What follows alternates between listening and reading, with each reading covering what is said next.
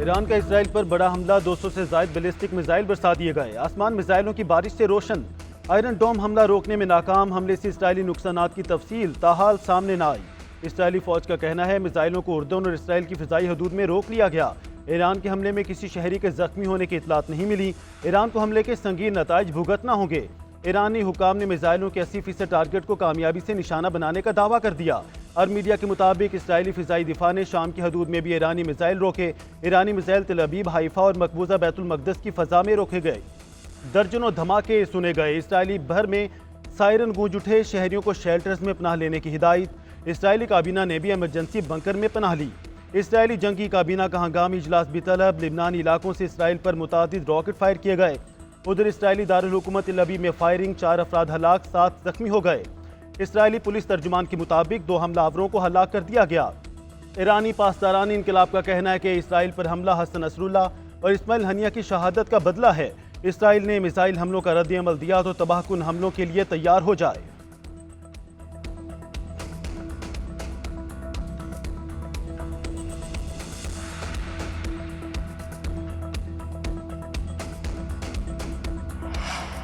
आज रात ही मशरिक वुस्ता में ताकतवर हमला करेंगे, इसराइली फौज का ऐलान। तर्जुमान इसराइली फौज ने कहा कि ईरान ने एक संगीन इकदाम किया और मशरिक वुस्ता को कशीदगी की तरफ धकेल रहा है। इसराइली और अमरीकी फिजाई दिफाई निज़ाम ने ईरानी मिसाइलों को रोकने के लिए मौसर तरीके से काम किया। हम अभी दुश्मन को तमाम मालूमात नहीं देना चाहते। ईरानी हमले का जवाब देने के लिए हम अपनी सियासी क़यादत की रहनुमाई के मुताबिक वक्त और जगह का इंतखाब करेंगे।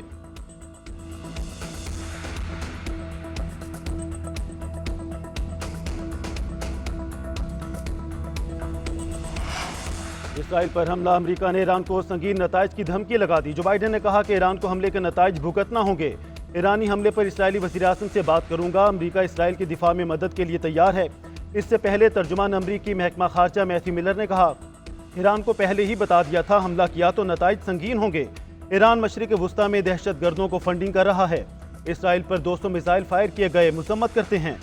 इसराइल अपनी दिफा का हक हासिल रखता है। हमलों के खिलाफ इसराइल के साथ खड़े हैं।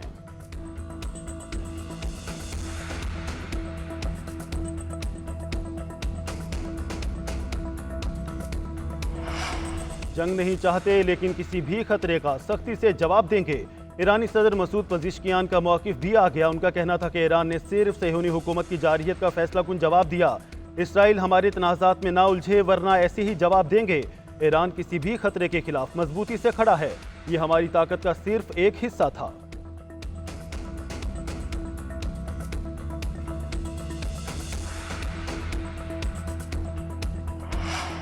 लिबनान और गजा में ईरान के इसराइल पर मिसाइल हमलों पर जश्न। लिबनानी दारुल हुकूमत बैरूत में आतिशबाजी भी की गई।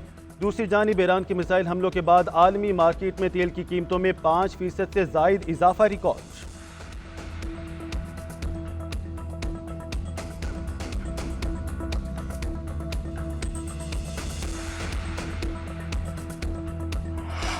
लगता है आर्टिकल 63A का फैसला तहरीक अदम एतमाद को गैर मौसर बनाने के लिए था। जब आइन में लिख दिया गया कि नाहल रुकन डी सीट होगा तो डी सीट ही होगा। चीफ जस्टिस के आर्टिकल 63A नज़रिस्तानी अपीलों पर समाअत के दौरान रिमार्क्स। वोट की मश्क होती ही इसीलिए है कि इसको शुमार किया जाए। अदम एतमाद में अगर वोट गिना ही ना जाए तो वज़ीर आज़म हटाया ही नहीं जा सकता। यानी आर्टिकल 95 तो गैर फाल हो गया। क्या ये पार्लिमानी निज़ाम को सदारती निज़ाम में बदलने जैसा नहीं है?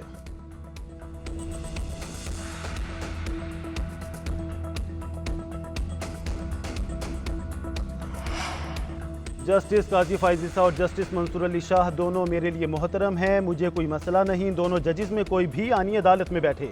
आईनी अदालत के लिए जिद्दोजहद कर रहा हूँ। मौजूदा चीफ जस्टिस के लिए जिद्दोजहद नहीं कर रहा। चेयरमैन पीपल्स पार्टी बिलावल भुट्टो कहते हैं अपोजिशन कहती है इस्लाहात करें, बस जस्टिस फाइज ईसा को ना लगाएं। कानून साजी से पहले ये एतराज़ करना नामुनासिब है। मेरा नहीं, आपका एजेंडा किसी खास शख्सियत के लिए है। आइन कहेगा आईनी अदालत होगी तो आपको मानना पड़ेगा। जो आईनी अदालत को नहीं मानता वो सियासत भी छोड़ दे और वकालत भी।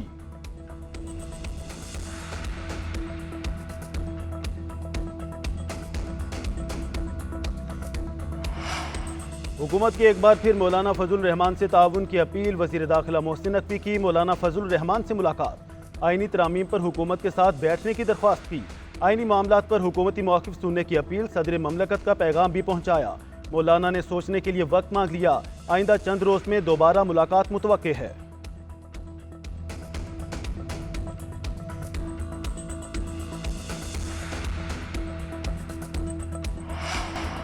जब तक justice Mansoor Ali Shah practice and procedure committee का हिस्सा नहीं बनेंगे तब तक बेंच तश्कील नहीं दिया जा सकता। बैरिस्टर अली जफर का मौक़िफ़, कहा मेरे दलाइल से मुमकिन है आज बेंच तहलील कर दिया जाए। जस्टिस मंसूर अली शाह की गैर मौजूदगी में तश्कील करदा बेंच गैर कानूनी होगा। मेरी नज़र में जस्टिस मंसूर के कमेटी और जस्टिस मुनीब के बेंच में बैठने तक नजरसानी पर समाअत मुमकिन नहीं। कानून के मुताबिक बेंच बनाने का फैसला chief justice, justice Mansoor Ali Shah और जस्टिस अमीनुद्दीन को ही करना है। उधर तहरीक इंसाफ के वकला का आज फिर सुप्रीम कोर्ट के बाहर एहतजाज करने का फैसला। क़यादत ने तमाम वकला को हर सूरत सुप्रीम कोर्ट के बाहर पहुंचने की हिदायत कर दी।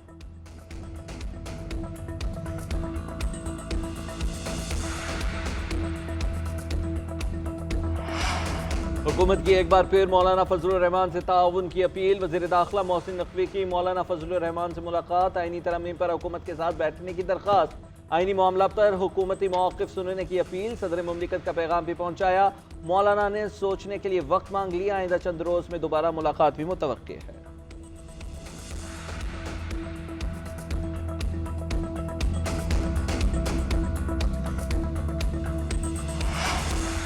तहरीक इंसाफ ग्रैंड अपोजिशन इत्तेहाद के लिए सरगर्म। पीटीआई और जमात इस्लामी के कायदीन में मुज़ाकरात। हाफिज नईमुर रहमान और लियाकत बलोच केपी हाउस में बैरिस्टर गौहर और शेख वक्कास अकरम से मिले।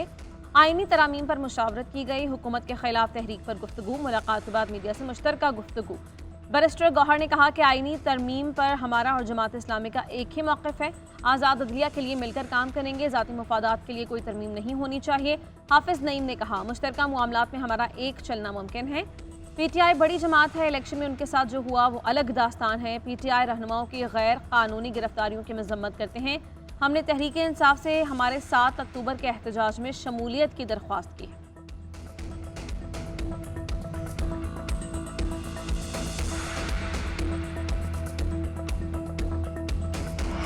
वज़ीर आला पंजाब के हुक्म पर जेल में बुशरा बीबी को तंग किया जा रहा है। रात को नींद से जगाकर सेल की तलाशी के बहाने अजियत दी जाती है। पर्दादार खातून के बालों की भी तलाशी ली जा रही है। बुशरा बीबी के जरिए बानी को तोड़ने की नाकाम कोशिश की जा रही है। मुशीर इत्तलाआत केपी बैरिस्टर सैफ ने कहा कि बुशरा बीबी बानी पीटीआई के साथ डट कर खड़ी हैं। मरीम नवाज उतना जुल्म करें कि कल फिर बर्दाश्त भी कर सकें।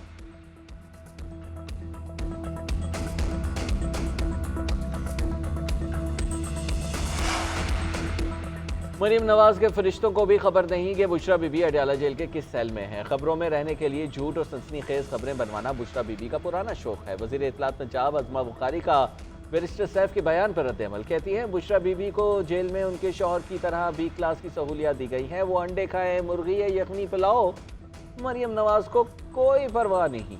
उन्हें जेल में रखा गया क्योंकि बुशरा बीबी की अपनी ख्वाहिश थी। सियासी दुकान चमकाने के लिए रोज़ मरीम नवाज का नाम मत लिया करें।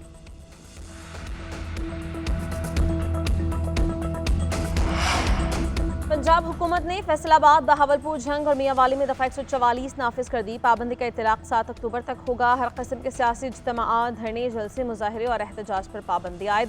जिला इंतजामिया की सिफारिश पर मियांवाली में रेंजर्स की तैनाती का फैसला। रेंजर्स की 2 कंपनीज 3 अक्टूबर तक तैनात रहेंगी। इंतजामिया के मुताबिक अमन व अमान के क़याम, इंसानी जानों और अमलाक के तहफ़्फ़ुज़ के लिए दफ़ा 144 नाफिज की गई। दहशत गर्दी का खदशा है। अवामी इज्तिमा सॉफ्ट टारगेट हो सकता है।